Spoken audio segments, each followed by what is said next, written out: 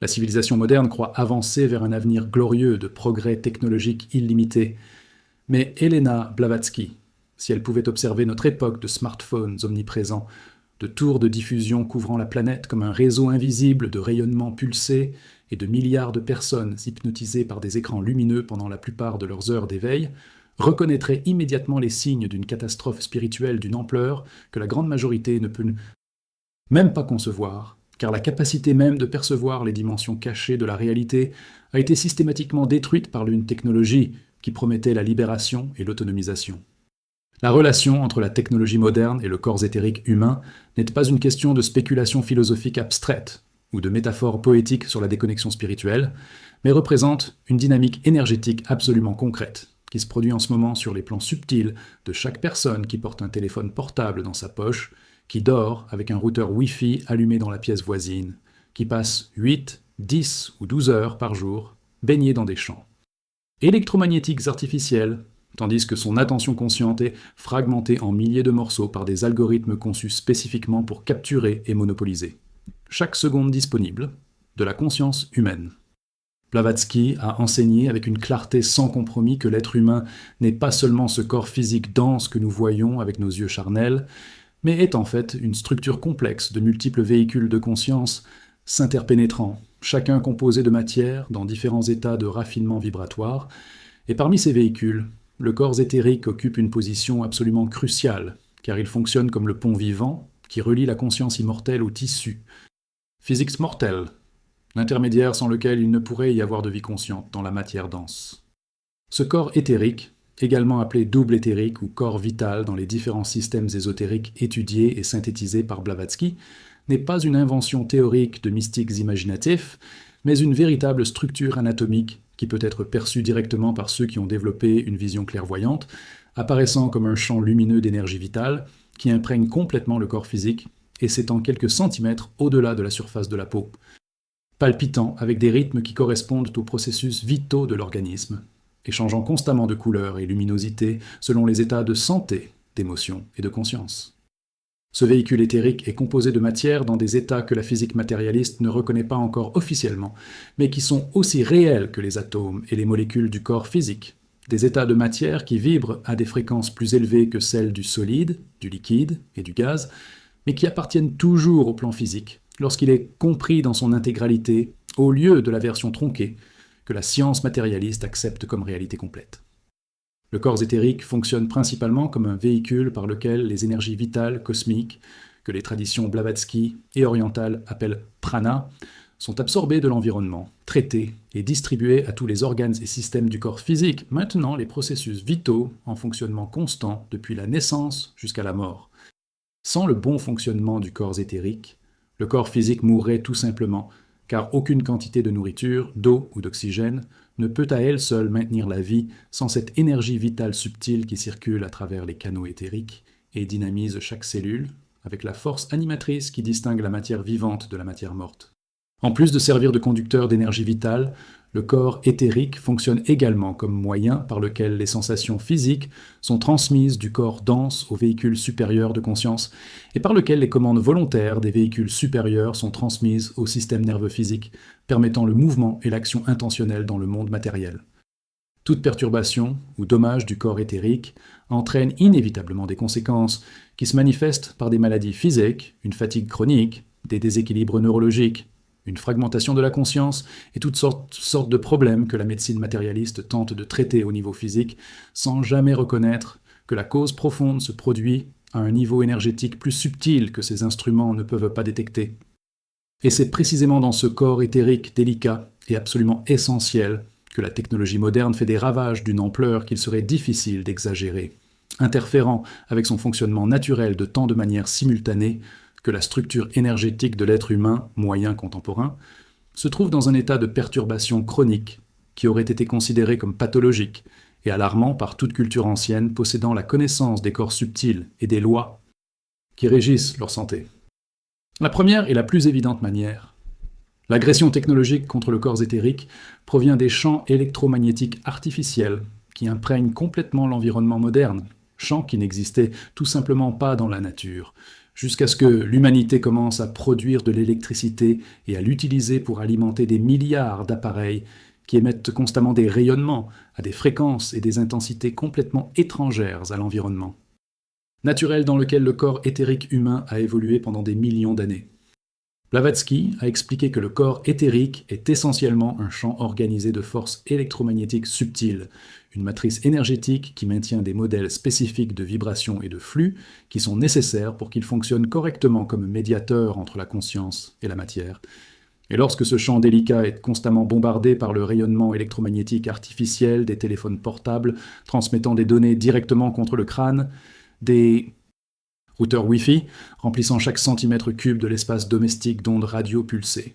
des tours de diffusion couvrant des zones entières avec un rayonnement constant, des câbles à haute tension créant des champs magnétiques intenses, sa structure naturelle commence à déformer, fragmenter, perdre cette cohérence organisée absolument essentielle à sa fonction de conduction de l'énergie vitale et de médiation entre les différents niveaux de conscience. Les clairvoyants qualifiés qui ont la capacité de percevoir directement le corps éthérique rapportent systématiquement que lorsqu'ils observent des personnes vivant immergées dans des environnements saturés de rayonnements électromagnétiques artificiels, en particulier celles qui passent de nombreuses heures par jour à utiliser des smartphones et des ordinateurs, ils voient des schémas inquiétants de désorganisation dans le champ éthérique, des zones où la luminosité naturelle est devenue terne ou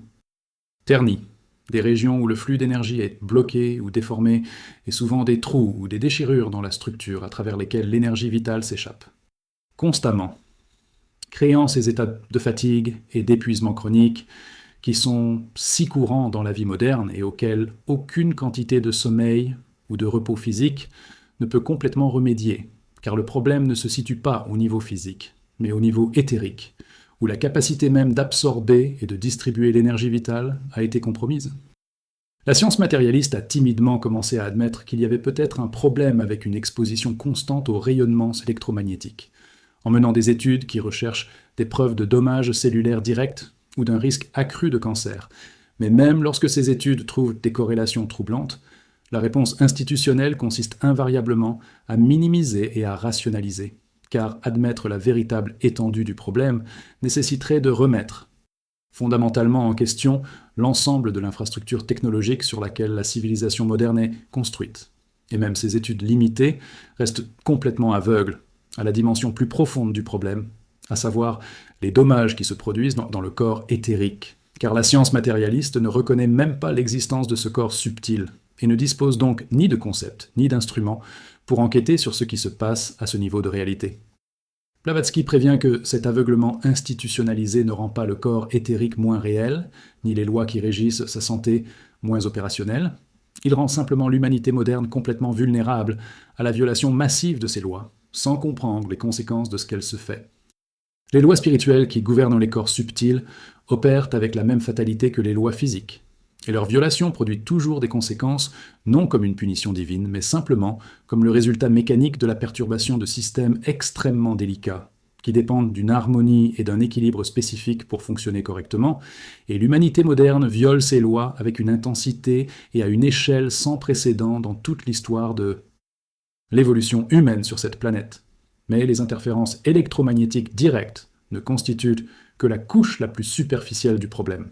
car il existe une dimension encore plus insidieuse et dangereuse dans la relation entre la technologie et le corps éthérique, qui n'a pas à voir avec les radiations physiques, mais avec les modèles de conscience, d'attention et d'énergie psychique que l'utilisation de la technologie moderne cultive et exige.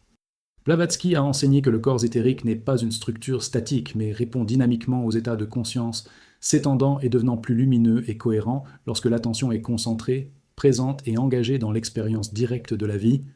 se contractant et devenant fragmenté et opaque lorsque l'attention est dispersée, dissociée ou capturée par des stimuli artificiels qui ne nourrissent pas véritablement la vitalité de l'être.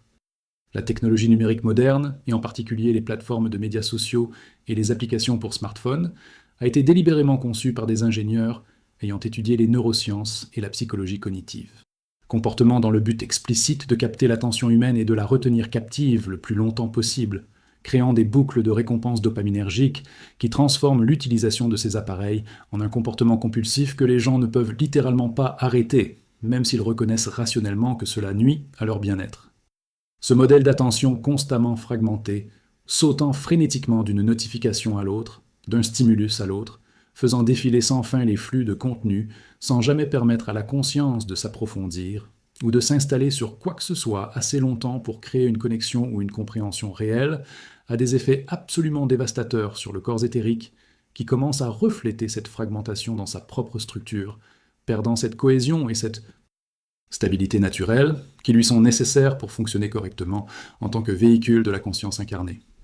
Lorsqu'une personne passe 5, 8, 10 heures par jour dans cet état d'attention hyper fragmenté, son corps éthérique développe progressivement une qualité vibratoire instable, vacillant et vacillant, au lieu de maintenir cette luminosité stable qui caractérise un champ éthérique sain, et cette instabilité se manifeste au niveau physique et psychologique par une agitation chronique, une incapacité à vraiment se détendre, une extrême difficulté à maintenir une concentration soutenue sur toute tâche qui nécessite une attention profonde, des troubles du sommeil,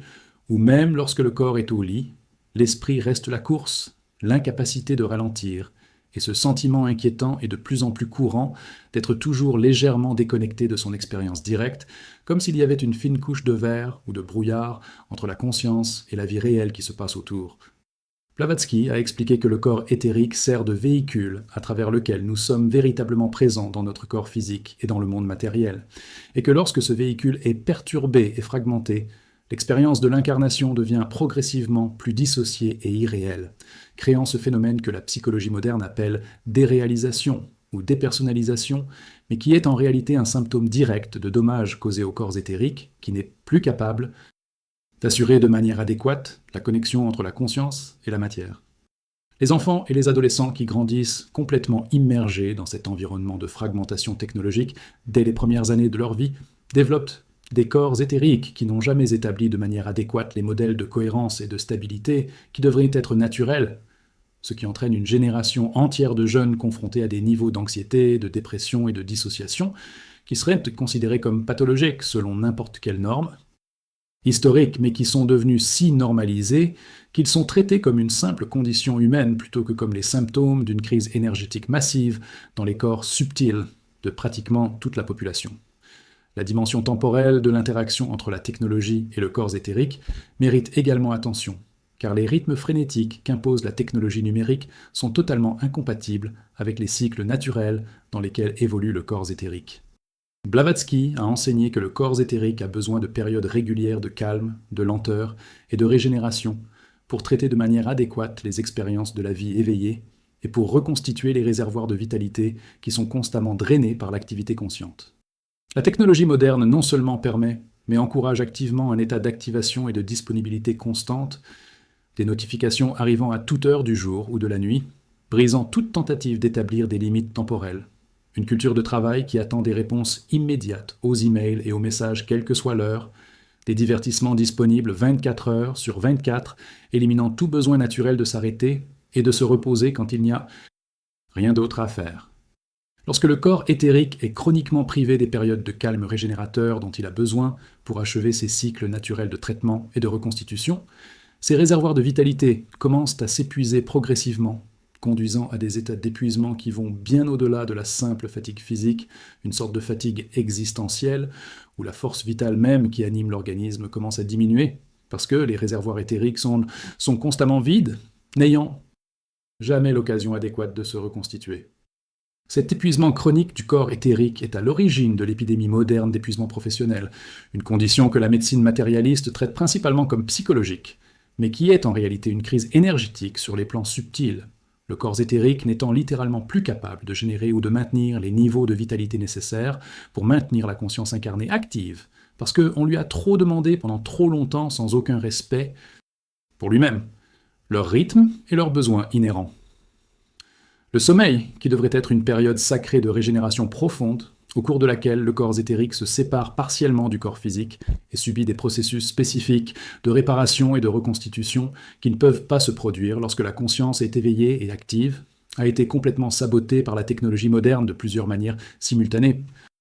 L'exposition à des écrans émettant de la lumière bleue quelques minutes seulement avant d'essayer de dormir, interfère considérablement avec les processus naturels qui préparent le corps éthérique au désengagement nocturne du corps physique, le maintenant artificiellement activé alors qu'il devrait commencer à lâcher prise et se préparer au travail régénérateur de la nuit. Même lorsque les gens parviennent à dormir un nombre d'heures suffisant, la qualité de ce sommeil est souvent très mauvaise en ce sens qu'elle permet au corps éthérique d'achever ses cycles de régénération nécessaires, parce que les champs électromagnétiques des appareils qui restent allumés dans la pièce continuent de perturber le champ éthérique tout au long de la nuit,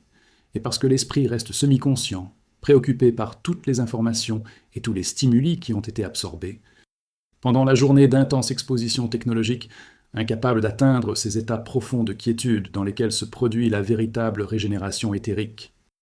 Le résultat est que des milliards de personnes se réveillent chaque jour en ne se sentant pas vraiment reposées, même après 7 ou 8 heures au lit, parce que leur corps éthérique n'a pas réussi à effectuer de manière adéquate le travail de réparation et de reconstitution qui aurait dû s'effectuer pendant la nuit,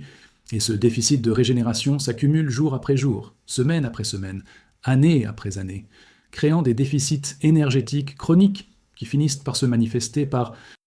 des pannes physiques et psychologiques que la médecine traite de manière symptomatique sans jamais s'attaquer à la cause profonde qui se situe au niveau éthérique.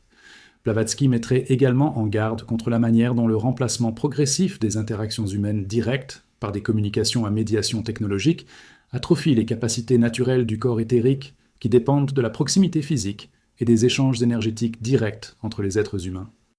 Le corps éthérique sain rayonne naturellement ce que Blavatsky appelle vitalité magnétique ou fluide vital, une énergie subtile qui permet des connexions énergétiques directes entre les personnes lorsqu'elles sont à proximité physique, transmettant non seulement des mots et des informations, mais aussi des états émotionnels, des qualités de présence et un véritable transfert d'énergie vitale qui nourrit les deux personnes impliquées lorsque l'interaction est harmonieuse et équilibrée. Lorsque les gens remplacent progressivement les réunions en face à face par des messages textes, des appels vidéo et des interactions sur les réseaux sociaux, leur corps éthérique commence à s'atrophier dans sa capacité à générer et à transmettre cette vitalité magnétique, tout comme les muscles inutilisés perdent force et fonctionnalité, et le résultat est une sorte de dépérissement de la capacité naturelle d'une véritable connexion humaine, les gens devenant progressivement plus isolés dans leurs propres champs éthériques individuels, incapables d'établir ces résonances énergétiques profondes qui sont possibles lorsque deux corps échanger les énergies vitales de manière à nourrir les deux êtres impliqués. L'épidémie moderne de solitude et d'isolement social ne peut pas être expliquée par des facteurs psychologiques ou sociaux seuls, mais a des racines profondes dans cette atrophie du corps éthérique qui a perdu ses capacités naturelles de connexion énergétique directe au fil des années ou des décennies, de remplacement de l'interaction réelle par des simulacres numériques qui transmettent des symboles et des informations, mais n'impliquent absolument aucun échange de la vitalité magnétique qui est la composante essentielle de toute connexion humaine authentique et satisfaisante. L'aspect peut-être le plus dangereux et le moins compris de la relation entre la technologie moderne et le corps éthérique est la vulnérabilité croissante à l'influence et aux interférences des entités astrales que crée la dégradation du corps éthérique. Blavatsky a clairement enseigné que le plan astral est densément peuplé de toutes sortes d'entités, dont certaines sont des restes désincarnés d'êtres humains morts, qui n'ont pas encore terminé leur transition vers des états supérieurs après la mort. D'autres sont des formes pensées artificielles, créées par les émotions et les désirs intenses de l'humanité. Et certaines sont des entités qui n'ont jamais été humaines, mais habitent les plans astraux inférieurs et qui se nourrissent d'énergies émotionnelles humaines, en particulier celles de nature négative comme la peur, la colère, la luxure et le désespoir. Le corps éthérique sain possède des défenses naturelles contre les intrusions psychiques de ces entités. Maintenant, une intégrité de champ qui empêche les influences extérieures de pénétrer et d'établir des points d'ancrage, mais lorsque le corps éthérique est affaibli, il devient fragile. Mentalement et pleine de trous dus à une exposition technologique chronique, ces défenses naturelles sont drastiquement compromises et la personne devient beaucoup plus vulnérable à tout type d'interférences astrales. Certains types de contenus numériques, en particulier ceux délibérément conçus pour évoquer d'intenses émotions négatives, fonctionnent comme des leurres astraux, qui non seulement drainent l'énergie vitale de la personne qui les consomme, mais attirent également des entités astrales qui se nourrissent de ces fréquences émotionnelles spécifiques, et lorsqu'une personne avec un corps éthérique déjà endommagé passe des heures à consommer ce type de contenu, elle maintient essentiellement son champ énergétique dans un état d'ouverture constante aux influences astrales négatives qui peuvent établir des connexions parasites qui persistent longtemps après la fin de la session d'utilisation de la technologie. Ces influences astrales parasites se manifeste par des obsessions, des compulsions, des pensées intrusives qui semblent venir de l'extérieur de l'esprit lui-même, des états émotionnels qui surgissent sans cause apparente et qui résistent à tous les efforts rationnels de contrôle, et dans les cas plus graves peuvent évoluer vers ce que la psychiatrie moderne appelle des troubles mentaux, mais qui impliquent souvent des composants de possession ou d'interférence astrale qu'aucun traitement, purement physique ou psychologique, ne peut résoudre parce que la cause profonde se situe à un niveau que la médecine matérialiste refuse de traiter, reconnaître. La personne moderne moyenne, avec son corps éthérique chroniquement endommagé par l'exposition technologique et ses défenses psychiques, par conséquent compromises, est porteuse de multiples influences astrales parasites, sans être le moins du monde consciente que ces interférences externes façonnent ses pensées, ses émotions et ses comportements, d'une manière qui sert les intérêts de ces entités, mais qui est profondément destructrice pour le bien-être et le développement spirituel de l'individu humain. La réalité virtuelle et les technologies immersives émergentes représentent une escalade encore plus dangereuse de cette dynamique, car elles impliquent littéralement d'entraîner le corps éthérique à se découpler du corps physique et à suivre une attention consciente vers des environnements complètement artificiels. Blavatsky a enseigné que le corps éthérique suit naturellement l'attention consciente, s'étendant et se renforçant là où la conscience est concentrée. Et lorsqu'une personne est profondément immergée dans une réalité virtuelle, son corps éthérique commence à se séparer partiellement du corps physique en essayant de suivre la conscience dans l'environnement virtuel. Et si cela se produit de manière répétée ou pendant des périodes prolongées, le corps éthérique peut commencer à perdre son ancrage, naturel dans le corps physique, créant des états de dissociation chronique qui persistent même lorsque la personne n'utilise plus la technologie. Les clairvoyants, qui ont observé des personnes immédiatement après de longues sessions de réalité virtuelle immersive, décrivent avoir vu le corps éthérique dans un état étrangement déformé et partiellement disloqué, comme s'il avait été retiré de son alignement naturel avec le corps physique et n'avait pas pu se réaligner complètement, et ce désalignement crée des symptômes physiques très réels, notamment des nausées, des vertiges, une désorientation spatiale et un sentiment inquiétant d'irréalité qui peut persister des heures ou des jours après l'utilisation de la technologie. En cas de surutilisation prolongée, les dommages causés au corps éthérique peuvent devenir si graves qu'il faut des mois ou des années pour les réparer, et dans certains cas, ils peuvent créer des vulnérabilités permanentes qui affectent la capacité d'une personne à maintenir un ancrage stable dans la conscience incarnée pour le reste de sa vie. La tendance croissante vers des technologies qui recherchent une fusion directe entre les systèmes biologiques humains et les appareils électroniques, depuis les appareils portables qui surveillent en permanence les fonctions physiologiques jusqu'aux implants neuronaux qui promettent des interfaces directes cerveau-ordinateur, représente peut-être la violation la plus grave des lois occultes qui régissent l'intégrité du corps éthérique.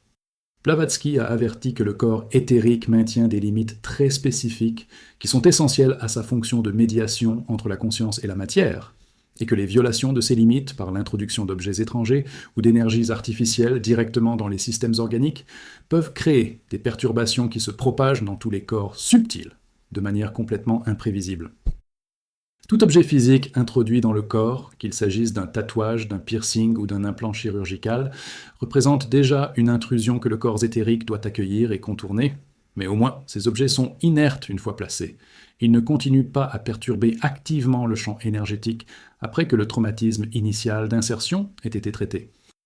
Les appareils électroniques implantés dans le corps physique ou étroitement couplés à celui-ci sont fondamentalement différents car ils représentent des sources continues et actives de perturbations énergétiques, émettant des radiations électromagnétiques constantes, traitant des signaux électroniques, interagissant avec le système nerveux de manière à créer des interférences persistantes dans le corps éthérique qui ne peuvent être accommodées ou compensées car elles ne cessent de perturber.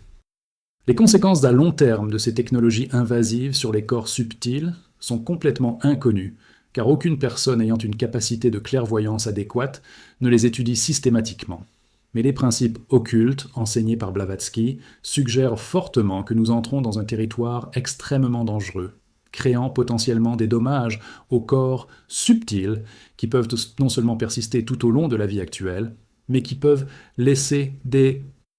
impressions traumatisantes sur le corps astral et mental qui influencent la formation du corps éthérique dans les incarnations futures, créant des dettes karmiques et des vulnérabilités que l'âme devra supporter au cours de plusieurs vies, jusqu'à ce qu'elle le soit,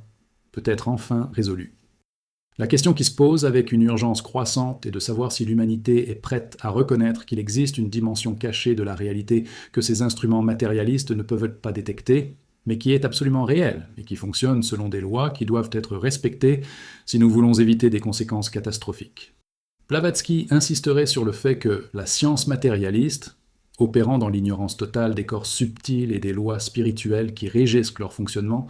est littéralement incapable d'évaluer de manière adéquate la sécurité réelle de ces technologies, parce qu'elle ne teste que les effets physiques grossiers et déclare les technologies sûres s'il n'y a aucune preuve évidente de toxicité chimique ou de dommages cellulaires directs, complètement aveugle à la possibilité que des dommages beaucoup plus profonds et conséquents se produisent à des niveaux énergétiques qui ne sont tout simplement pas mesurés parce qu'on ne croit pas à leur existence. Cet aveuglement institutionnalisé ne rend pas les corps subtils moins réels, ni les lois occultes moins opérationnelles, il rend simplement l'humanité complètement vulnérable à la violation de ces lois à grande échelle, sans comprendre ce qu'elle se fait, jusqu'à ce que les conséquences s'accumulent, au point où elles deviennent indéniables même pour les matérialistes les plus aveugles. L'ancienne sagesse que Blavatsky tentait de préserver et de transmettre reconnaissait explicitement l'existence des corps subtils, et consacrer un immense soin à leur santé et à leur équilibre, développant des pratiques spécifiques, des disciplines spirituelles et des modes de vie entiers conçus pour garder le corps éthérique propre, stable et vigoureusement chargé de vitalité pranique. Les cultures traditionnelles comprenaient que sans un corps éthérique sain, aucun exercice physique, aucune alimentation adéquate ou aucun traitement médical ne pouvait produire une véritable santé,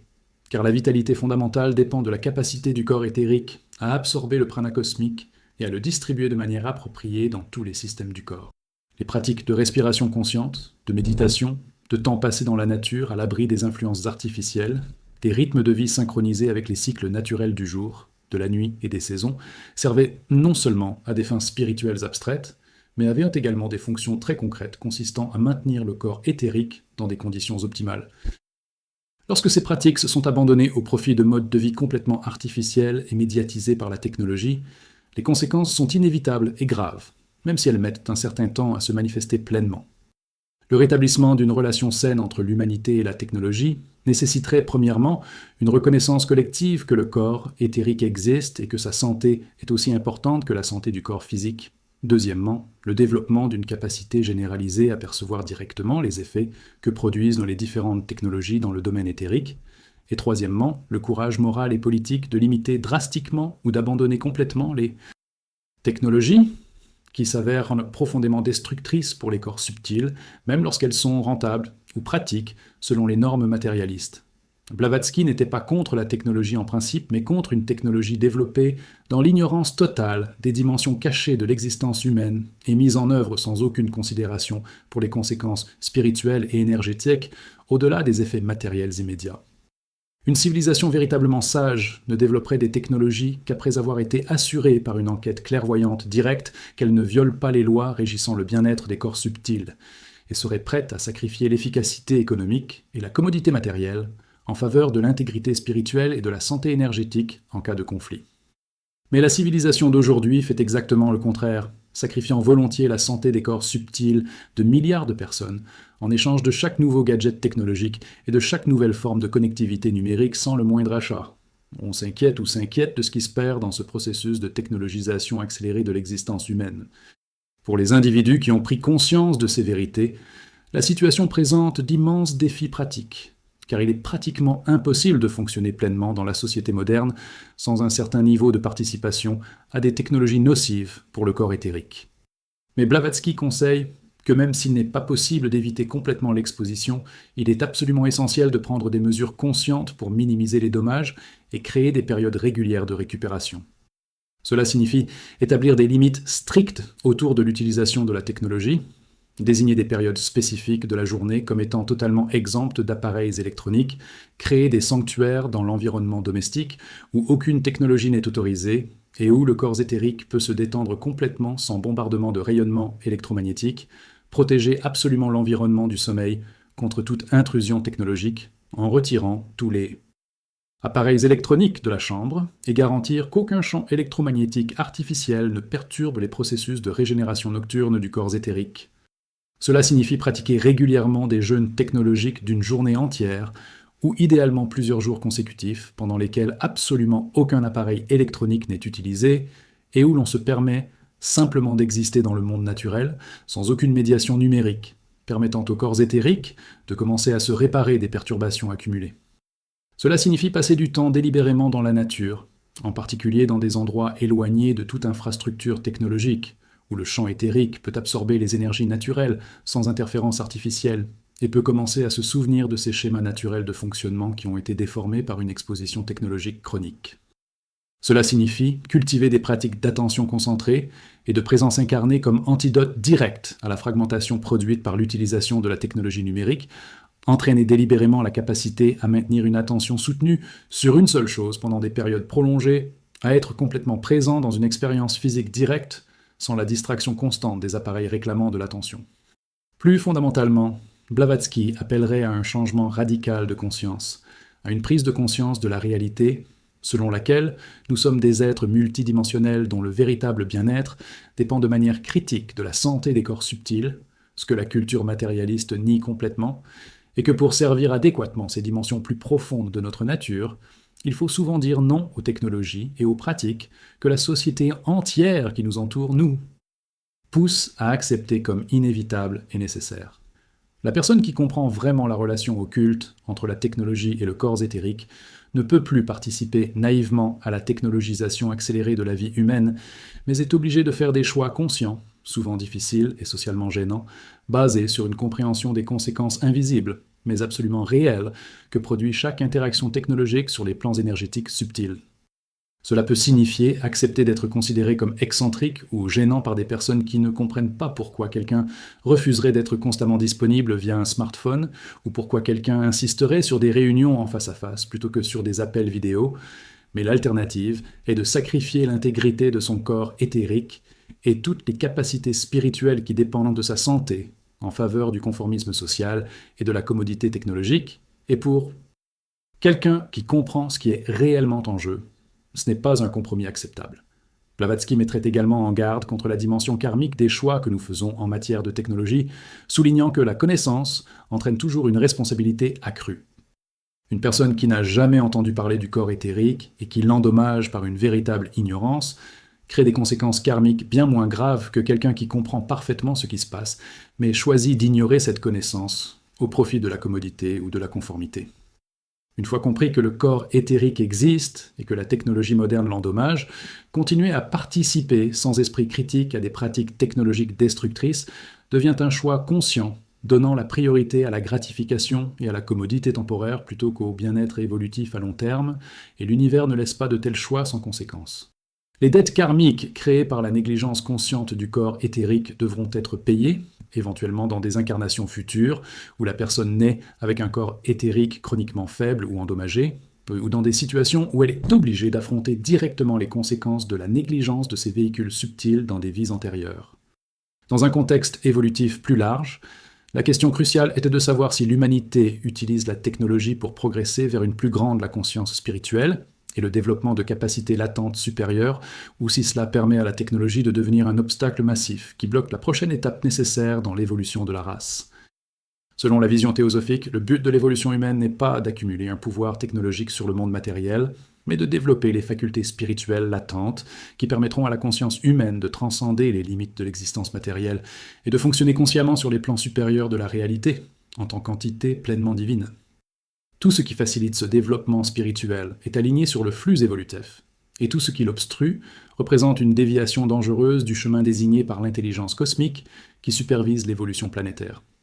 La technologie moderne, dans sa forme actuelle, développée dans l'ignorance totale des corps subtils et des lois spirituelles, se situe très clairement dans le deuxième camp, fonctionnant comme un obstacle majeur au véritable développement spirituel, car elle dégrade les véhicules mêmes par lesquels un tel développement doit se produire.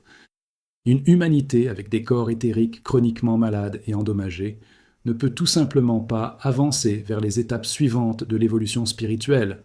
aussi sophistiquée que soit sa technologie matérielle, car l'évolution spirituelle dépend absolument de la santé et du bon fonctionnement des corps subtils, qui sont les instruments à travers lesquels la conscience se développe, s'affine, et finalement se libère des limitations de la matière. Blavatsky considérerait la situation actuelle comme un carrefour absolument critique dans l'évolution humaine, un point de choix où l'humanité doit choisir entre poursuivre sa voie actuelle de technologisation accélérée, qui conduit inévitablement à une dégradation spirituelle complète et à la perte éventuelle de tout ce qui donne un sens et une valeur à l'existence humaine, ou opérer un changement de cap radical, basé sur la reconnaissance des dimensions cachées de la réalité, et le développement d'une relation avec la technologie qui respecte et protège l'intégrité des corps subtils, plutôt que de les détruire systématiquement. Ce choix ne peut pas être reporté indéfiniment parce que chaque génération qui grandit avec des corps éthériques gravement endommagés par l'exposition technologique dès la naissance rend progressivement plus difficile pour les générations suivantes de retrouver les capacités naturelles qui sont en train de se perdre. Et finalement, un point de non-retour peut être atteint où les structures subtiles de l'humanité ont été si profondément compromises que le chemin du retour à la santé spirituelle devient pratiquement impossible sans une intervention cataclysmique qui force une rupture complète avec les normes technologiques actuelles. La fenêtre d'opportunité pour opérer consciemment et volontairement ce changement de cap se ferme rapidement, et si l'humanité ne prend pas vite conscience de ce qu'elle s'inflige au nom du progrès technologique, les conséquences seront infiniment plus graves que tout inconvénient qui pourrait résulter d'une limitation volontaire du développement et de l'utilisation de technologies qui violent les lois occultes qui régissent la santé des corps subtils et l'évolution spirituelle de la conscience humaine. La responsabilité ultime incombe à chaque individu qui s'éveille à ces vérités, car le changement collectif commence toujours par une transformation individuelle, et chaque personne qui parvient à retrouver la santé de son corps éthérique et à établir une relation consciente et équilibrée avec la technologie devient automatiquement un point de lumière et d'influence pour les autres, créant des champs de résonance qui facilitent l'éveil de ceux qui sont prêts à reconnaître que quelque chose ne va pas profondément dans la direction prise par la civilisation technologique. Blavatsky n'a jamais eu l'illusion que la majorité s'éveillerait facilement ou rapidement, elle savait que la grande majorité resterait endormie dans ses illusions matérialistes jusqu'à ce que la souffrance accumulée devienne si intense qu'elle ne puisse plus être niée ou rationalisée, mais elle savait aussi qu'il y a toujours une minorité prête à des vérités plus profondes, des âmes qui sont dans des stades d'évolution où elles peuvent reconnaître et répondre à de véritables enseignements ésotériques. Et c'est vers ces âmes qu'elle a dirigé ses efforts, sachant que même un petit nombre de personnes véritablement éveillées peuvent éventuellement y répondre. Influencer des masses beaucoup plus importantes par des voies subtiles qui opèrent bien au-delà du niveau de changement social superficiel. La tâche de toute personne qui comprend la relation occulte entre la technologie et le corps éthérique est de vivre ces vérités avec une intégrité absolue, indépendamment des pressions sociales de s'y conformer, en démontrant par l'exemple vivant qu'il est possible d'exister dans la société moderne sans sacrifier la santé des corps subtils sur l'autel de la commodité technologique, et par ce témoignage silencieux mais puissant de planter des graines qui finiront par germer, et j'ai des consciences prêtes à les recevoir.